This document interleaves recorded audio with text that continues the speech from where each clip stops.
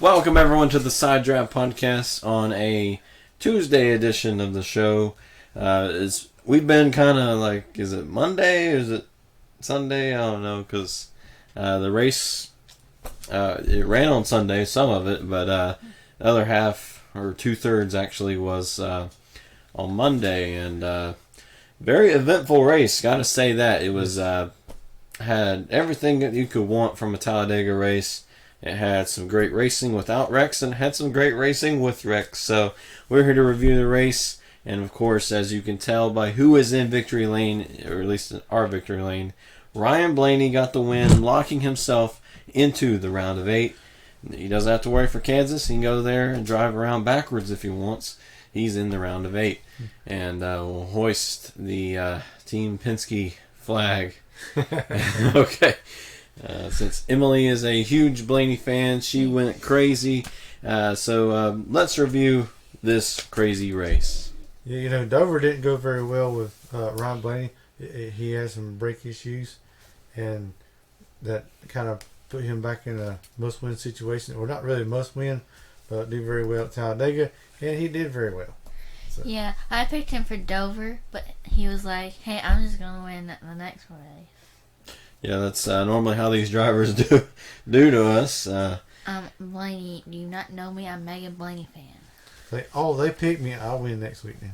Yeah, he threw his brakes Okay, so stage 1, Chase Elliott got the pole, blistering lap. You know, Hendrick Motorsports, they're always able to go out there and do 1 through 4 normally, and no one ever has anything for them. But that's because everybody else, they focus more on handling, whereas Hendrick focuses more on top speed and stuff like that. So they was able to put on another great qualifying performance. Yes. And Chase Elliott, you know, wasn't in a must-win situation, but, you know, he was in a hole, a 7-point hole. So, you know, started out pretty okay, pretty well. Yeah, I mean, he had a very fast car, made some good moves and led some laps and looked pretty good. And then Brad Keselowski get to the front very early on. He led lap 1. Then we saw a great battle between Austin Dillon. Kyle Busch would get to the lead. Then the Busch brothers would be battling it out. Not going to go through all of this, but, you know, first couple laps, I wrote some notes like this. Then we got towards the first pit stop, and Ryan Blaney was leading at that point. Ryan Blaney came in too hot, and he spun it around. It seems like that's a kind of a theme going this year. If you spin, you win. So Mark Truex, you know, a few weeks ago or early in the year, he kind of got spun around and won the race. Yeah, and Chase, he wrecked and won. Yeah, he kind of went straight at Roval, kind of slid into the wall, and he won it. So he thought if you want to win here in the playoffs, just try to spin sometime during just spin it out lap 1. Just don't tear up your car where you can't drive it. So yeah, that'd be a penalty for too fast entering, which that's obvious. Yeah, you're coming sideways, you're smoking your tires. I wonder if he's fast. And luckily for Ryan Blaney, he had a caution with the Truck Series winner Spencer Boyd. He would I don't know if he stalled it or ran out of gas, but he would stop on the track, and that would be a caution. Yeah, I don't know. I ain't sure what happened to his car. It just kind of quit. It'd be Keselowski versus Almirola on the restart, and then it would be Keselowski and Clint Boyer. They would do this interesting tandem draft. Wouldn't be like it was, you know, a couple years ago where they could, you know, lead everybody. You know, the cars would overheat and you'd have to stop doing that. But, you know, it seemed like Boyer was a really good pusher. Yeah, it's very interesting at this point. And like, wow, this is actually working. So Clint Boyer's having a lot of fun out there. He had a strong car, and like I say, he's a real strong pusher. And him and Brad just kind of get this amazing lead. But, you know, without the air going across the nose of the car, they just can't get the air to the engine, so it starts to overheat.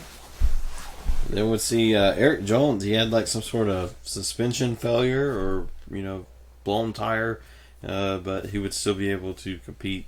William Byron would take the lead, and he would go on to win stage 1. And then that was when we had the rain. Everyone was sad. Yeah, Mother Nature didn't want the race to be on Sunday. Yeah, which is crazy. We could have seen a completely different winter where we would have raced on Sunday and then went to Monday and then saw a completely different storm. So we're going to jump a day ahead to stage 2. Paul Menard got out of the car. He would get crafting in. That happened on Sunday, right before the rain. Crafton didn't have to run that much. Yeah, that was kind of odd. They come and then Crafton gets in the car. I don't know, he makes a lap or not, or just then he has to get out of the car. I guess they had to do that before it rained out, because I don't think they could have just swapped drivers. You know, I don't know what the rule is on that. Yeah, I ain't sure on. I don't know if you can swap drivers during a rain delay, because it seems like it would put it at a unfair advantage, because normally it'd be a penalty for taking so much time to switch drivers. Yeah, because you're under caution. You have to do it under caution instead of just when it's been red flag. Yeah. So next up on Monday, Kozlowski couldn't get it fired and took him entire lap almost to get started, and his never saw any battery issues the rest of the day. Yeah, he had a different kind of bump draft going on right there with the safety truck. Yeah.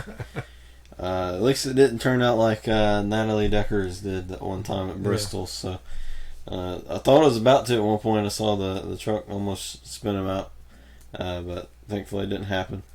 Then we'd see on the restart, Denny Hamlin would lose his hood flap, and I don't know why it wasn't a penalty. I think it should have been. It should have been able to come back in, but he was able to eventually get that fixed. Yeah, this is one of the product of the big spoiler on the back is the air is so what the word is, just it's so it's so vigorous and violent.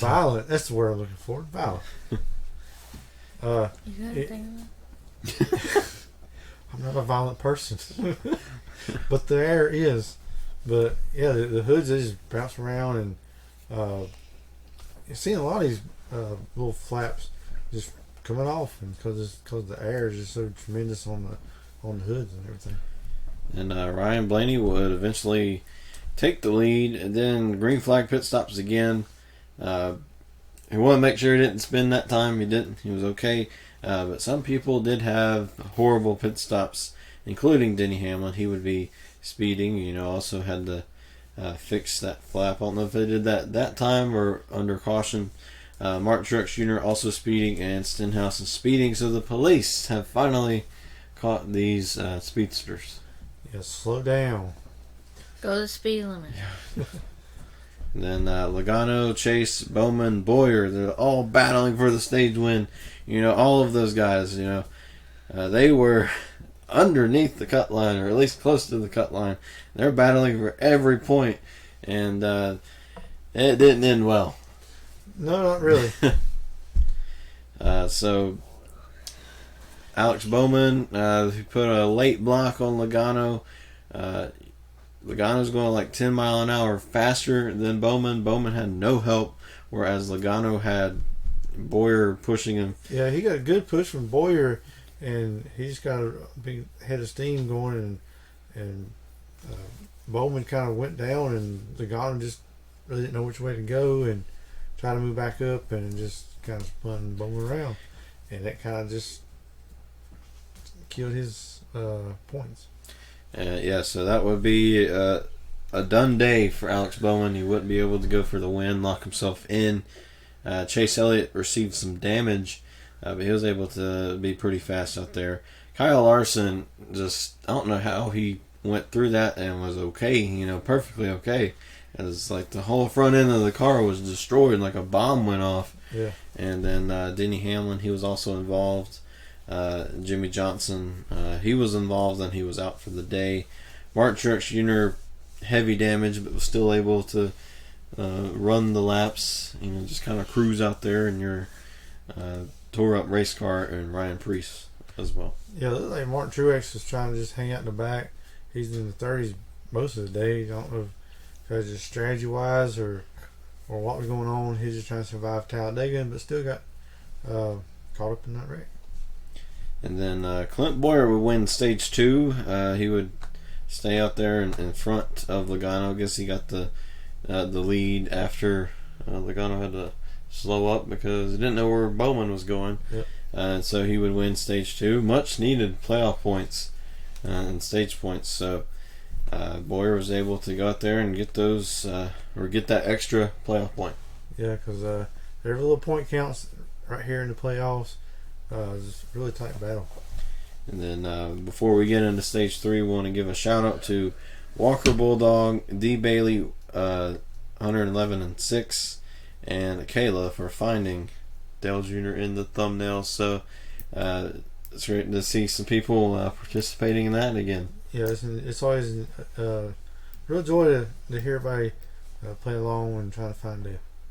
So stage 3, Boyer had damage in that wreck, just a little bit, not too much, but he would come out second after the pit stops. Would see another caution with Bubba Wallace. He'd get into the wall and then send the 77 spinning. Yeah, I ain't sure if his spotter said he's clear or not. I ain't, believe the 77 right above, and Bubba, and he just kind of went to the right, and 77's there, and he didn't know where to go but hit the wall. But I believe he continued on. And then later on, Logano seemed to have like this train going. We normally see the train, but this time it didn't really get going. It got going for a few laps, but then caution for Martin Truex Jr., some debris there that would allow everybody to get bunched up again, and the train would lose the effect. Yeah, most of the time Daytona, Talladega, sometimes you get that train going, and then it's just the leader just takes off, and you can't make no moves or anything. But I think with this package here, it tends to kind of break it up some. Yeah, and then would see Stenhouse. He would lead off the restart, and then later on would have a caution for Clint Boyer. He'd get stuck in the apron. Yeah, I ain't sure what exactly happened to him and all. Oh, there goes our backdrop. We'll be back. I ain't sure exactly what happened to Clint right there, if it was a tire or what was going on.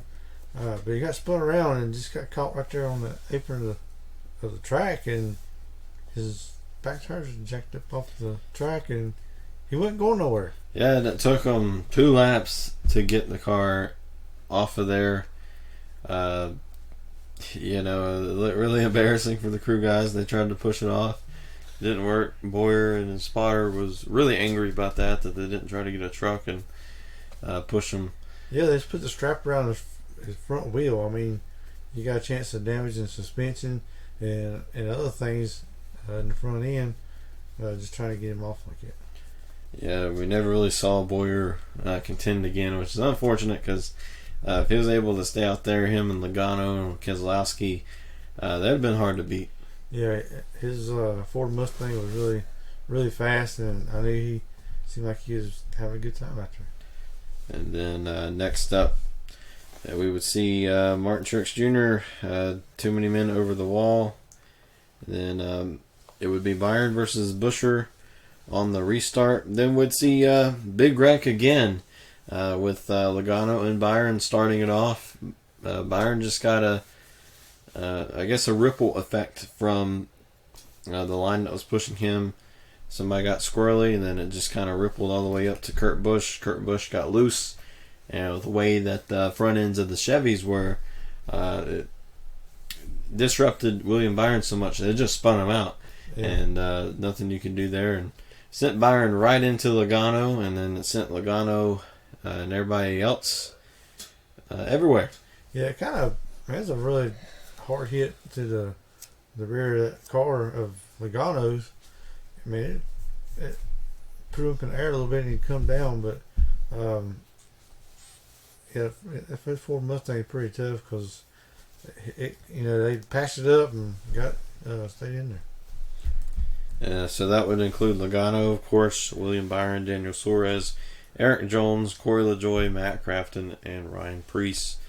And then it'd be Stenhouse versus David Reagan. Reagan trying to get one last win before he retires. And he was looking real good. I mean, he actually had a chance to actually win this thing. And then Stenhouse will take the lead. Then would have a caution very shortly after with the 41 Daniel Suarez. I don't know what happened there. I don't know if he just needed a caution, just whipped it around, or I believe after he got the damage from the earlier caution, he just didn't have the speed or what it was, and his car just wasn't very competitive, and I think they didn't really had the minimum speed, so they had to, I don't know, just turn it around. Yeah, I think the crash clock expired, and then he had to go into the garage. Yes. And Kurt Busch and Matt DiBenedetto would take the lead. And Stenhouse would power right back to the lead. Stenhouse had a very fast car, as well as Kurt Busch. Kurt Busch would take it right back. Kurt Busch, so good at these restrictor plate races. May not have all the wins to back that up, but, you could tell he's pretty good at it. Yeah, he's had a strong car up in front, and he was working with his brother really well, and it didn't last long. Yes, it'd be Kurt versus Kyle. Kyle hadn't won a restrictor plate race since 2008, so it's been a while. And he can do it. He's pretty good as well, but don't really hear from him as much on these tracks. Right. And Kyle Busch would take the lead, trying to make something happen. They would have a big wreck, including Kyle Busch. Looked like he just got a little arrow push from Stenhouse, or actually Kurt Busch, front end of the Chevys again, kind of disrupted Kyle Busch and wiggled a bit. Then also Stenhouse was coming up, maybe side draft a little bit, and I guess Kyle Busch, I don't know if he just reacted to Stenhouse, and then also Kurt Busch's pointy front end, you just kind of I ain't sure if the air between Stenhouse's car and Busch's kind of pushed Busch's car up and got him real loose, and then once Kurt Busch kind of bumped into him, and he just kind of went around. Yeah, so that included Kyle Busch, Stenhouse, Hemrick, Harvick, Gahn, Kurt Busch, Buescher, DiBenedetto, Reagan, Keselowski, and probably a little bit more. But to look more into this, Brendan Gahn did a flip. I mean, that was a violent crash, and to go up in the air and actually land on the tire itself, and land back the way it's supposed to be. That's pretty unusual. Yeah. Normally you see him roll. No, he's just stuck the landing. Got into Chris Buescher a little bit. And these are heavy stock cars, so it just shows you how violent the air and the banking, all together, what they could do to some of these cars. You think you should get some style points for that? Yeah, I think you should get a trophy just for that. Brendan Gahn, you won a championship. Congratulations. You won a championship of back flipping a car. You had the move of the race. May not have finished where he wanted to, but definitely had some style to his wreck. Yeah, that's when my pick kind of fell out. I picked Matt DiBenedetto. He was running very well. Thought I had a good chance, but it kind of ended his day right there. No buzz. We're not crashing. We're falling with style. But with that, it would be like 2 to go. Ryan Blaney would be in the lead. Survived every crash so far. I thought it was pretty awesome to see like almost every wreck happen. Ryan Blaney just takes a little bubble, just kind of cruise right through it, and never got scratched on his car all day, with all those. And I was like, wow, it must be his day to win. So. Yeah, and it'd be Ryan Blaney, other Ryan Newman. He would find himself with the great push from Denny Hamlin. Almost lost it. They got really gave Ryan Blaney the run of his life to win the race, and everybody's been debating the finish. Should Ryan Blaney be black flagged? I think NASCAR made the right call because it looked like Newman he definitely came down on Blaney, forcing him to go below the yellow line. And, of course, Blaney didn't pass him underneath the yellow line. No. So, it's still... Yeah, that's the only damage that Ryan Blaney got was with Ryan Newman right there. But to make that little push to get to the finish line, the battle of the Ryans. So Ryan versus Ryan. The 12 versus the 6. It was just crazy that we'd see Ryan versus Ryan. They get mistaken for each other all the time. So, everybody says Ryan Newman's hard to pass, and Ryan Blaney says, no, he's not. Yeah. I'm the better Ryan. Yeah. I'm more of a Ryan than you are now. But yeah, so both Ryans have had great success at Penske, so it's like the battle of, the current Ryan at Penske versus the old Ryan at Penske. 12 is better than 6. Yeah, Newman probably could have forced the issue, but I believe if he had forced the issue, he'd have been spun around. Probably would have been either spun around or black flagged, but I think the reason why he was not black flagged was because he gave Blaney room to come back up on the track. So I think both races, they had great calls, and hope to see it continue to be great calls. Yeah, it was a great outcome because, Ryan Blaney, he was like 20, 30 points, coming into the race. He just had to have a good finish, and here he is, top of the leaderboard now.